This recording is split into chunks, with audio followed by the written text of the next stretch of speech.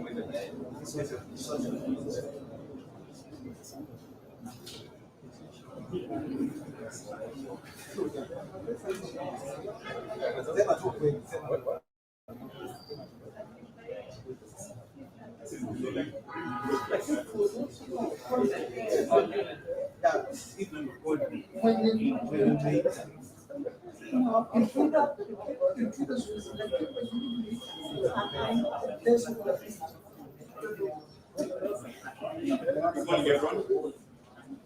We are hoping to start this press event at 9:45. We're just waiting for a couple of your colleagues. We're sorry, it's supposed to start at 9 o'clock, but they said they're running late. So 9:45, whether they're here or not, we'll get started. Is that okay? Thank you very much.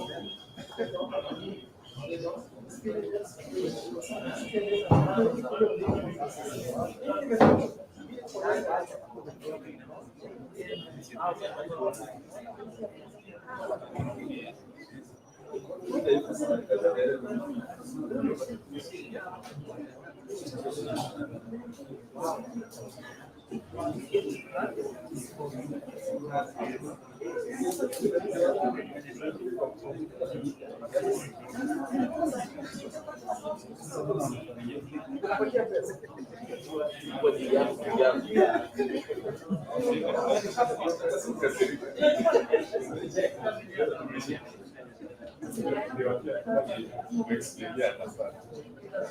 So it's another different one.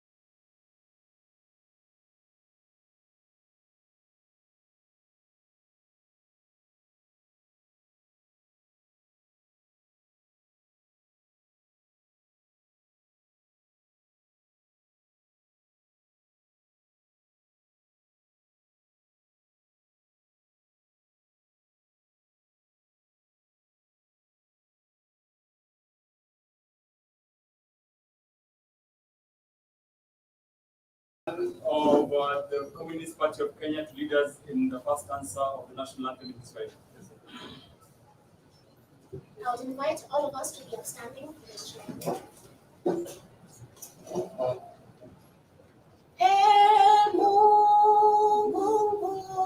Mungu yetu, ilete baraka kwetu, haki iwe ngao na mlinzi, na tukae na undugu.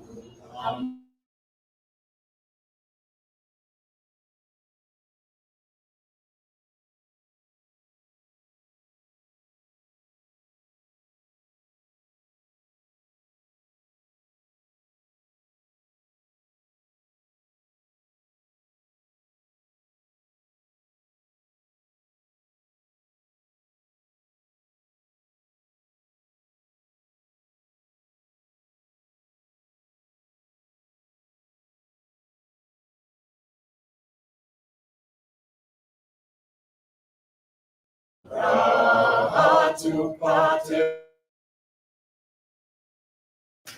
To my left. Then we have the National Students Caucus that has a presentation of three persons. Miriam Makwera, who is next to me. Edwin Shamir, who is next to me. And Maxwell Magawi, who is standing on the far right. Then we have our United Front partner, the Communist Party of Kenya. The Communist Party of Kenya is represented here by four persons. Winnie Achieng, who could join us, and wondering why Winnie, you're standing away from us. Winnie Achieng, we need a bit more branding.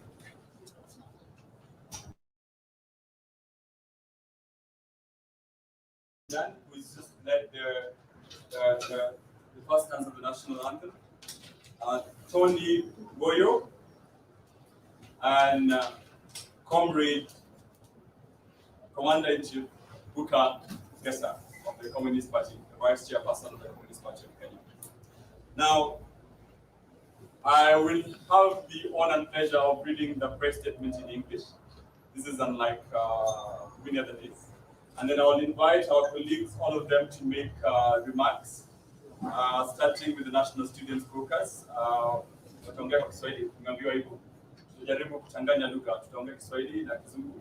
I will start with the National Students Caucus, and then I will invite the Kenya Tutakayo movement. And then finally, Comrade Bukangesa will make off-the-cuff remarks, putting the way forward, and then we'll be happy to take your questions. I hope that's okay. Thank you very much. And so, the statement that I'd like to read is titled A United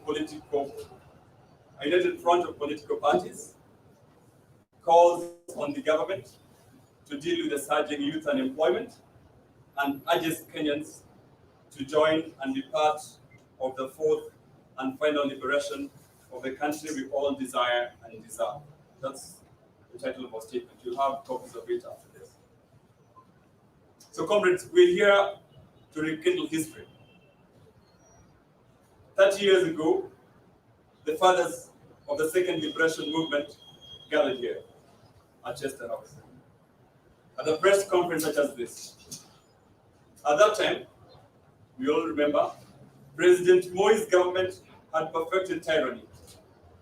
Dissenting voices were tortured, maimed, detained, and human rights violations of citizens of Kenya had been perfected to a museum of its own. Moi was the state, and the state was Moi. The Jubilee administration and the handshake coalition want to take us back there,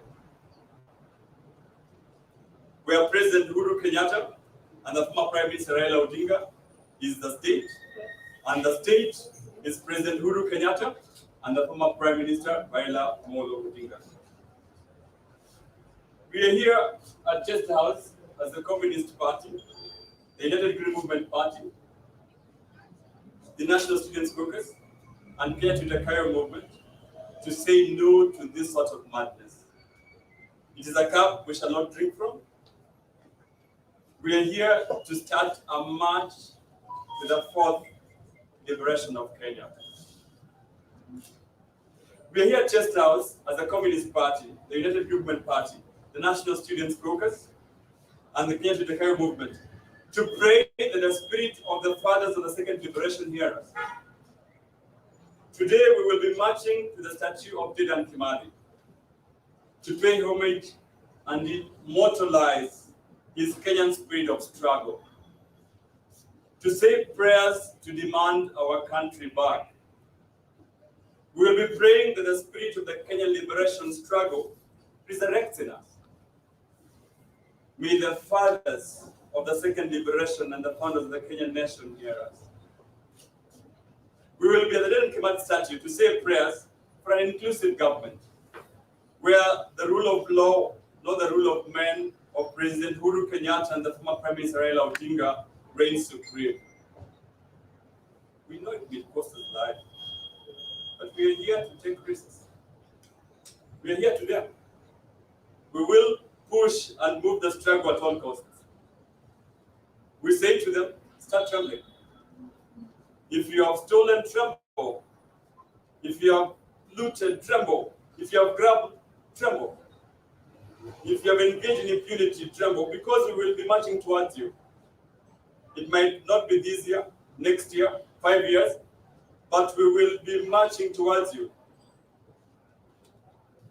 Democratic power is a business of conscious people. The Kenyan people have become conscious, and they know our country has been taken far too long in the wrong direction. We have witnessed the Jubilee administration plunder the resources of the country under the Standard Gauge Railway, the National Youth Service scandal, the Aurora Memorial scandal, the COVID-19 billionaire scandal, just to mention a few. We know the Kazi kwa Vijana scandal under the former Prime Minister Raila Odinga. We also know of the National Youth Service scandal under President Uhuru Kenyatta with the acquiescence of former Prime Minister Raila Odinga, with his powerful pleading that made the scandal as wide as snow. Suffice to say, the Jubilee regime reads like a library of scandals, all of which have been done with the acquiescence of their handshake partner, who since cannot whistle as he eats the nuts he's peeling. Today, we will be marching to the House of Parliament to dramatize the cause of youth unemployment. We will be petitioning Parliament for social safety nets for the unemployed youth in this country. There are millions of unemployed graduates, diploma holders, rural and skilled youth, yet the current and previous regimes have no shame in stealing money meant for this vulnerable population. We will be petitioning Parliament to pay a monthly cash stipend to unemployed graduates across the country and also set aside money for unskilled unemployed youth under the Cash for Work schemes to make the youth of our country more productive. We are gathered here at Chester House today to pray that the courage and the star of the fathers of second liberation and the founders of this nation resurrect and guide us. We will be marching to the Kimathi statue. We will be marching to the House of Parliament. We will be marching to Kibra courts in solidarity with unemployed youth who stand trial there today for standing against the handshake government's impunity. We will be marching across the streets of Nairobi to proclaim the birth and the launch of the fourth and final liberation movement.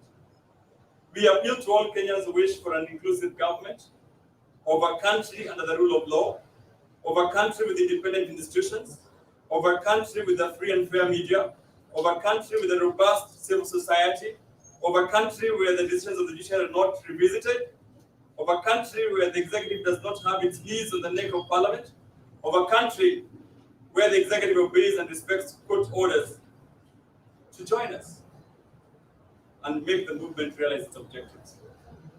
We are appealing to all Kenyans in their various formations, political parties, social movements, community-based organizations, student unions, trade unions, farmers organizations, whomsoever you are, whomsoever you could be, to please join the Communist Party of Kenya, the United Movement Party, the National Students Caucus, and Kenya to the Fair movement as we march across the country. After this launch of the fourth liberation movement, hoping that it is the final and last liberation movement in this country. For we hope that when we are done with it, we will have arrived at the country envisaged by the founding fathers of this nation, where plenty is found within our borders, and all Kenyans live in peace, pursuing life, liberty, and happiness. May the spirit of the fathers of the second liberation and the spirit of the founding fathers of the nation fear us. God bless the fourth liberation movement. God bless Kenya. Thank you very much. I'd like to invite now representative of the National Student Caucus, Shamir, to please say some remarks. Comrades power. Viva, comrade, viva. Viva. My name is Adrian Shamir. I'm a representative of National Student Caucus. I'm here to say some few remarks. One, I want to address about the police brutality. I'm here to demand President Uhuru Muigai Kenyatta and your handshake brother Raila Amolo Odinga and the Deputy President of Kenya, Dr. William Samoei Ruto. You are the leaders of this nation, and you have proved to the common citizens that you don't want to be the president or the leaders of this great nation, Kenya. When I'm talking about the police brutality, our students have been killed, have been maimed, have been raped due to corrupt government we have, and which we elected on 2017. We didn't know that we are going to elect the rapist government, the corrupt government, the killers government.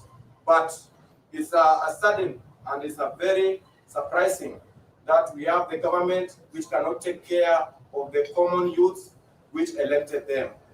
We are here to demand from the President Uhuru Muigai Kenyatta and the Minister of Education to increase more buildings in our schools, in higher learning institution, whereby all students, all comrades can be accommodated within the school perimeters. We don't want to hear students living far away from like 20 kilometers to the school or 10 kilometers to the school. This is whereby we have these cases of raping and cases because majority of the students hawaishi katika shule, wanaishi nje ya shule, na hapo ndio wanakutwa na majanga ya kukua raped na kuuawa. Number two, I want to address the issue of the corruption and unemployment. I think the government of Kenya, they have taken back our resources, the local resources. When you went to Nyanza or the western region, we used to have the sugarcane industries and the fishing industries. When you go to Mombasa, we used to have port, Mombasa port. But nowadays, the cartels have taken all these resources back to the certain people, individual peoples. I may not be in a position to mention, but they are aware that they have taken all these resources, and the students, the comrades, the youth, they are there to beg. And we are saying, and we are demanding from President Uhuru Muigai Kenyatta that before the end of this year, we want to see your government doing something for the youth. You cannot come to the youth and give them wheelbarrows and gumboots and the rest to go and do kazi kwa vijana. Tunafagia barabara. How can you take someone who have studied and is nursing, practitioner of nursing, or a PhD holder, someone who is an economist, who can give us a framework how this country can be led? Then you are giving him a rake or a brooms to go and sweep at the Uhuru Muigai Kenyatta. Please come forward and come back to the issues of the day and also the youth at the general. Thank you. Asante sana Bwana Edwin Shamir, mwakilishi wa National Lady from the National Students Caucus, William Akweda. Comrade Power. Comrade Power. Miriam Makwara from National Student Caucus. I want to address some few issues. And most importantly, I want to address the issue of tax increment. When we are making a government budget, they don't consider youths in that budget. They don't consider a youth from a grassroots who has just finished his degree or diploma. How can that person survive? This creates a lot of losses. This creates a lot of depression. That's why you hear a lot of youths, they are wanajinyonga. Kwa nini? They can't afford, they can't put something on table because of increment of taxes. Kindly, we get Uhuru Kenyatta. Reduce taxes. For us with youth, we are affected. Thank you. Asante sana, Dada Miriam Akwera, kutoka National Students Caucus.